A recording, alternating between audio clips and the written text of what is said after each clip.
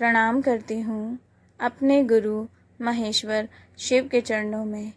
माता भवानी के चरणों में मेरा प्रणाम है। इस कालखंड के प्रथम शिव शिष्य साहब श्री हरिंद्रानंद जी के चरणों में मेरा प्रणाम है। शिव शिष्य परिवार की शक्ति दीदी नीलम आनंद के चरणों में मेरा प्रणाम है। शिव गुरु कारवां के माध्यम से हमसे जुड़ने वाले, हमें देखने वाले आप सभी को मेरा प्रणाम है। पुस्तक अनमिल आखर के माध्यम से हम सब ने साहब श्री के बचपन के विषय में जाना। अज्ञात को ज्ञात करने की इस यात्रा में साहब श्री ने अपने युवा अवस्था में कौन कौन सी साधनाएं की, क्रियाएं की, यह सब इस भाग में जानते हैं। साहब अब कॉलेज के विद्यार्थी होने जा रहे थे। कॉलेज में नामांकन लेने के लिए मुजफ्फरपुर जाना था। वहाँ लंगट सिंह कॉलेज की पढ़ाई बहुत अच्छी थी। बाबूजी की इच्छा थी कि साहब का एडमिशन उसी कॉलेज में करवाया जाए। दफ्तर में काम अधिक हो जाने के कारण बाबूजी स्वयं नहीं जा सके। उन्होंने साहब के साथ एक स्टाफ को लगा दिया। 2-3 दिनों के लिए जाना था। सामान कुछ ज़्यादा नहीं था। साहब माँ बाबूजी के साथ स्टेशन पर खड़े थे। माँ की आंखें भरी हुई थीं। अभिभावक से मुक्त अवस्था में पाँव फिर से कहीं कॉलेज की बजाय शमशान की ओर ना मुड़ जाएं, ऐसी कई आशंकाएं मन में व्याप्त थीं। माँ साहब को समझा रही थी, अब आप बड़े हो गए हैं, अपना भला बुरा खुद सोच सकते हैं, मुझे आपकी चिंता लगी रहती है। साहब ने माँ बाबूजी के पैर छुए। सिग्नल मिलते ही गाड़ी में बैठ गए। ट्रेन धीरे धीरे आगे बढ़ रही थी। सहरसा पीछे छूट रहा था। 5-6 घंटे की यात्रा के बाद साहब पटना पहुँचे। वहाँ से स्टीमर द्वारा मुजफ्फरपुर के लिए प्रस्थान कर गए। जाह्नवी की पुनीत धारा को देखकर अतीत की स्मृतियाँ मानस पटल पर किसी चलचित्र की भांति चलने लगी। बाबूजी के स्टाफ ने मौन तोड़ते हुए साहब से पूछा, वहाँ जाकर पढ़िएगा या वहाँ भी शमशान भ्रमण ही होता रहेगा? आप इतनी छोटी सी उम्र से शमशान जाते हैं, आपको भय नहीं लगता? मैं तो रात में कभी उधर से गुजरता ही नहीं। बातों बातों में सफ़र कैसे कट गया पता ही नहीं चला। दूसरे दिन लंगट सिंह कॉलेज में नामांकन लेने के लिए पहुँचे, लेकिन समय ने पहले ही वहाँ अध्ययन के सौभाग्य से वंचित कर दिया था। तिथि खत्म हो जाने के कारण बहुत प्रयत्न के बावजूद वहाँ दाखिला नहीं हो सका। यहीं के राम दयालु कॉलेज में बाबूजी के मित्र वीर बहादुर सिंह रसायन शास्त्र के विभागाध्यक्ष थे। उनसे मिलने गए। उनकी मदद से साहब का नामांकन राम दयालु कॉलेज के विज्ञान संकाय में हो गया। हॉस्टल भी कॉलेज का ही मिला। कॉलेज का पहला अनुभव था, इसीलिए कुछ दिनों तक तो साहब कॉलेज लगातार जाते रहे, लेकिन आसक्ति बहुत दिनों तक छिपी हुई दशा में इंतज़ार नहीं करती। यहाँ अभिभावक के नियंत्रण के अभाव में स्वच्छंद रूप से रात्रि में शमशान जाने लगे। अखाड़ा घाट स्थित शमशान में नदी की रेत पर बैठे तांत्रिकों और अघोरियों के साथ आत्मा, परमात्मा, धर्म, अध्यात्म, तंत्र, मंत्र आदि विषयों पर तर्क वितर्क करते रहते। माह में 1-2 बार ट्रेन से हाजीपुर आते और गंगा के किनारे रात्रि में साधनाएं करते, फिर सुबह मुजफ्फरपुर लौट जाते। फलतः कॉलेज की कक्षाओं में साहब की उपस्थिति कम होने लगी। आज की तरह संचार क्रांति का युग तो था नहीं कि बाबूजी को तुरंत सूचना पहुंचती। हॉस्टल से रात भर गायब रहने के कारण कॉलेज प्रशासन द्वारा कई बार साहब को चेतावनी देकर छोड़ दिया गया, पर साहब अपनी आदतें कहाँ छोड़ने वाले थे। साहब की आदतों से परेशान होकर प्राचार्य ने बाबूजी को इसकी सूचना भेज दी। बाबूजी सूचना मिलते ही फौरन मुजफ्फरपुर के लिए रवाना हुए।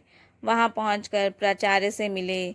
बाबूजी के समक्ष प्रिंसिपल द्वारा प्रस्तुत किए जा रहे उपालंभों ने साहब के विरोधी स्वभाव को बढ़ाया ही था कि साहब के विवेक ने इनका हाथ थाम लिया। लंबी बातचीत के बाद निर्णय लिया गया कि अब साहब यहाँ नहीं रहेंगे। बाबूजी इन्हें अपने साथ साहिबगंज ले आए। साहिबगंज बिहार का एक संपन्न और हरा भरा जिला है। इसके दक्षिण में विश्व की प्राचीनतम पर्वत श्रृंखलाओं में से एक राजमहल की विस्तृत श्रेणियां हैं, तो दूसरी ओर गंगा इस शहर को पवित्र करते हुए आगे बढ़ती है। राजमहल की इन्हीं पहाड़ियों की तलहटी में कब्रिस्तान है, तो गंगा के पवित्र कूल पर शमशान भूमि। इन दोनों को एक साथ पाकर साहब का मन झंकृत हो उठा। रात कभी शमशान में कटती तो कभी कब्रिस्तान में। साहबगंज कॉलेज में साहब का एडमिशन हो चुका था। अब साहब आर्ट्स के विद्यार्थी थे। विज्ञान से साहब का मन ऊब चुका था। इन्होंने इतिहास और दर्शन का साथ लिया, जो आगे चलकर साहब के रुचि का विषय बन गया। वैसे देखा जाए तो इतिहास खुद साहब की प्रतीक्षा में था। गोया इतिहास जो बनना था, विश्व को एक नया दर्शन जो देना था साहब को। यहीं रामेश्वर मंडल से साहब की मित्रता हुई, जो कॉलेज में दर्शन शास्त्र के प्रख्याता थे।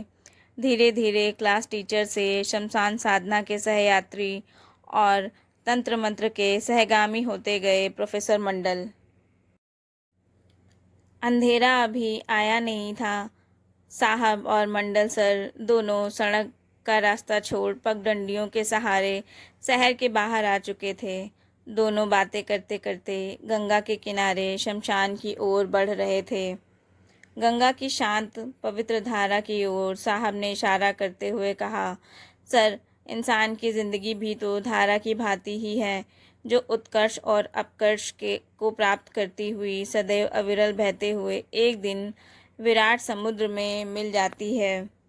गंगा की शाश्वत पवित्रता के कारण ही सृष्टिकर्ता शिव ने इसे अपनी जटाओं में रखा है।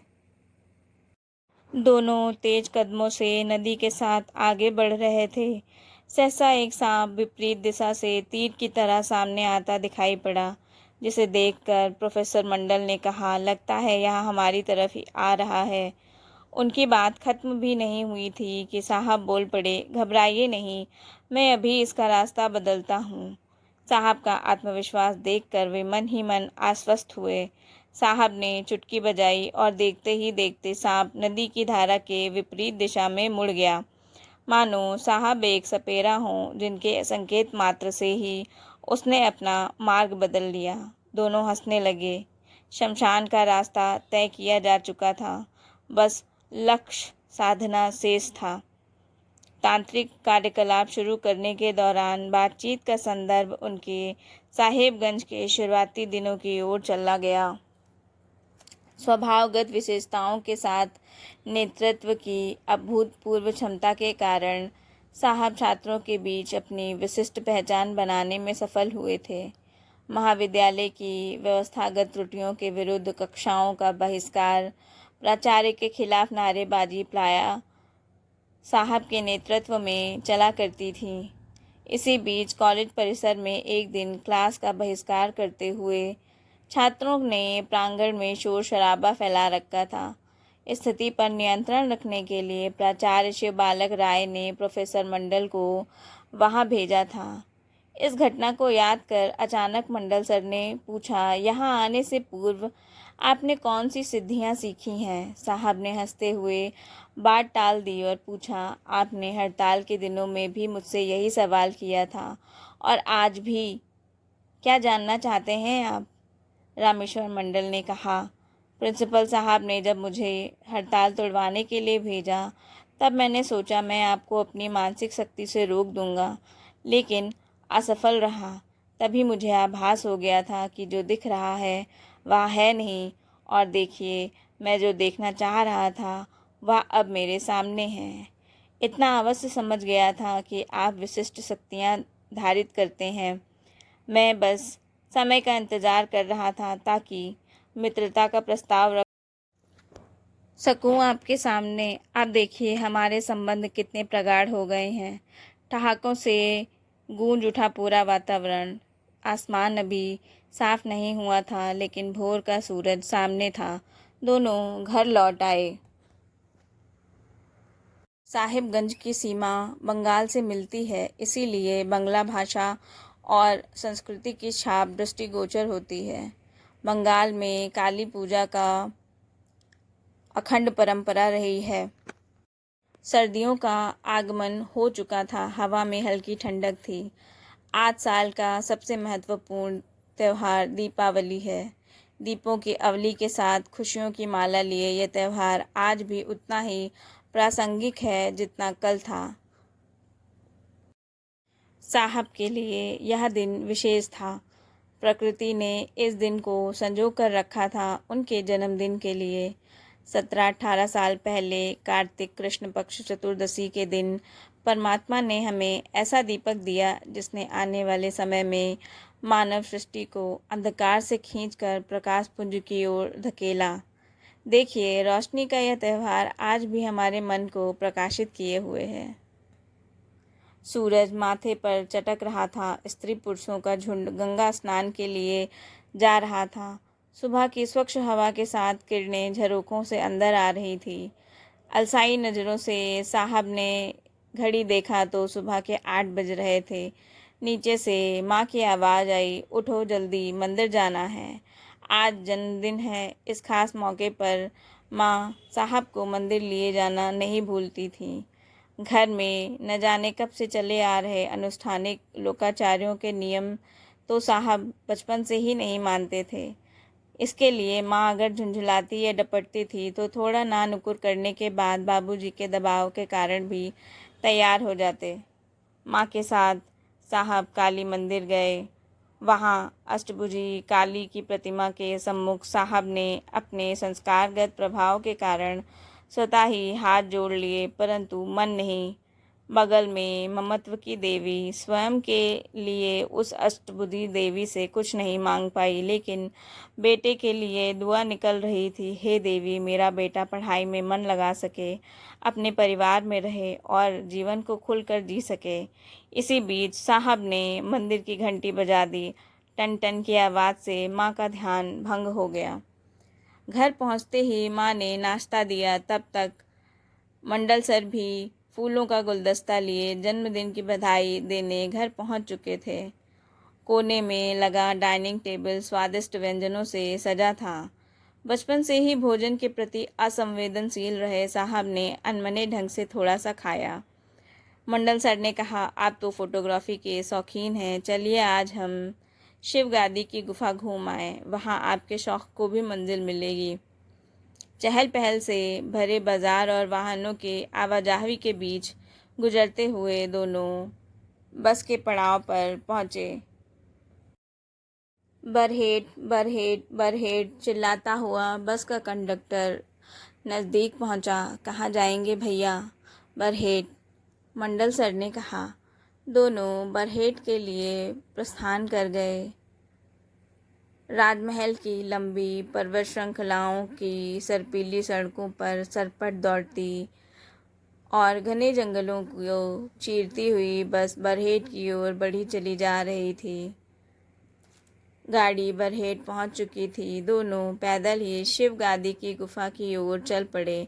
वहाँ की खास बात यह है कि श्रावण के महीने में वहाँ कांवड़ लेकर लोग जलाभिषेक के लिए आते हैं। पास के झरने से गिरते हुए पानी की आवाज़ स्पष्ट सुनाई दे रही थी। प्रकृति को अपने सुंदरतम रूप में पाकर साहब अपने आप को रोक नहीं पाए। कैमरे के लेंस और चमकते फ्लैश ने मनोरम दृश्यों के साथ साहब को भी कैद कर लिया था। फोटोग्राफी के बाद झरने के पार मंदिर गए। शिवलिंग का दर्शन कर बाहर आए तो देखा मंदिर की सीढ़ियों पर बैठा एक साधु रुद्राष्टकम का पाठ कर रहा है। यह जीवन की गूंज है, मानवीय सत्य और सौंदर्य की गूंज। यही तो शिव की गूंज है। इसी सत्य और सौंदर्य की प्रतीति तो चाहते थे साहब। मानवीय अस्तित्व और चेतना को वास्तविक स्वरूप और सत्य की व्याप्ति। लेकिन शिव है कहाँ? दर्शन शास्त्र के पन्नों में, हमारे इतिहास की स्मृति विस्मृति की क्षितिज रेखा पर या स्वयं के अंतर्मन में अब तक तो अनभिज्ञ थे। उनसे, किंतु पूजा पाठ, आराधना, उपासना, तीर्थाटन के परिणामों से अनभिज्ञ नहीं रहे थे साहब। उस साधु के पास गए और रुद्राष्टकम पर बहस छेड़ दी। काफ़ी देर के तर्क वितर्क के बाद ज़्यादा बात बढ़ती देखकर प्रोफेसर मंडल ने मंदिर की ओर इशारा करते हुए कहा, जब मैं साहेबगंज आया था तो अक्सर इसी मंदिर में पूजा अर्चना करने आता था। उनका परिवार शैव था। उनके यहाँ न केवल शैव उपासना होती रही थी, बल्कि शैव दर्शन के चिंतन की एक बंधमूल परंपरा भी थी। इसी प्रेरणा से उन्होंने दर्शन शास्त्र को अपना अध्ययन का विषय भी चुना। दिन ढल रहा था। शाम की धूसर परछाइयाँ जंगल के पेड़ों और पत्तों पर थक कर विश्राम करने लगी थी। पंछी कलरव करते अपने घोंसले की ओर लौट रहे थे। अंधेरा होने से पूर्व दोनों शहर में लौट आए। रात के करीब 10 बजे नियत समय पर स्टेशन चौक के पास साहब रामेश्वर सर की प्रतीक्षा में थे। आसमान में काले मेघों का झुंड, रुक रुक कर बिजली का कौंधना, ऊपर से अमावस की काली स्याह रात। ऐसी भयावह रात में कब्रिस्तान तक जाना संभव नहीं लग रहा था। उनको नज़दीक आता देखकर साहब ने कहा, ये हवाएं, ये बादलों का गरजना कहीं हमें रोक तो नहीं रहा है ना सर? प्रोफेसर साहब ने हंसते हुए कहा, कुछ नहीं, ऐसे ही डॉज दे रहा है। दोनों कब्रिस्तान की ओर चल दिए। वहाँ की साधना के दरमियान आंखें अपलक हो जाती, अंग स्पंदनहीन हो जाते, मुख पर अलौकिक भाव धारित हो जाते। ये संगमरमर की मूर्ति के समान निर्विकल्प समाधि में लीन हो जाते। साधना के बाद दोनों एक कब्र के पास की पहाड़ी ज़मीन पर बैठे बातें कर रहे थे। कुछ दूर एक सांड घास चर रहा था। वह विशालकाय ही नहीं, खूंखार भी था, जिसने शहर के कई लोगों को घायल भी कर दिया। मंडल सर ने चुटकी बजाई और सांड मस्त कदमों से फुफकारता हुआ उनके सामने आकर खड़ा हो गया। वे सांड की पीठ पर हाथ फेरने लगे। साहब को थोड़ा भय हुआ। उन्होंने 2 बार चुटकी बजाई और वह चलता बना। इस पर सर ने कहा, मैंने 4 आने खर्च करके उसे बुलाया था, आपने 8 आने खर्च कर सांड को भगा दिया। यह बात ठीक नहीं है। बदलते समय और हालात ने इनकी सोच में परिवर्तन ला दिया था। लोगों को इनकी बातों में तथ्य दिखाई देता था। कुछ प्रतिकूल टिप्पणियां करने से भी बाज नहीं आते थे। वैसे प्रोफेसर मंडल अब साहब को और अधिक प्यार और सम्मान देने लगे थे। जब कभी इनसे भेंट नहीं हो पाती तो वे 1-2 दिन के अंतराल पर स्वयं मुलाकात करने चले आते। कभी अपने साथ घर ले आते और घंटों बैठकर बातें करते, विभिन्न विषयों पर हास प्रयास करते। शाम से रात कैसे हो जाती पता ही नहीं चलता। शमशान साधना के सहयात्री और साहब के जीवन में घटित घटनाओं के साक्षी रहे हैं प्रोफेसर मंडल। साहब के जीवन में और कौन कौन सी घटनाएं घटित हुईं, यह सब अगले भाग में जानते हैं। शिव गुरु कारवां से जुड़ने के लिए आप सभी का आभार। आप सभी को प्रणाम।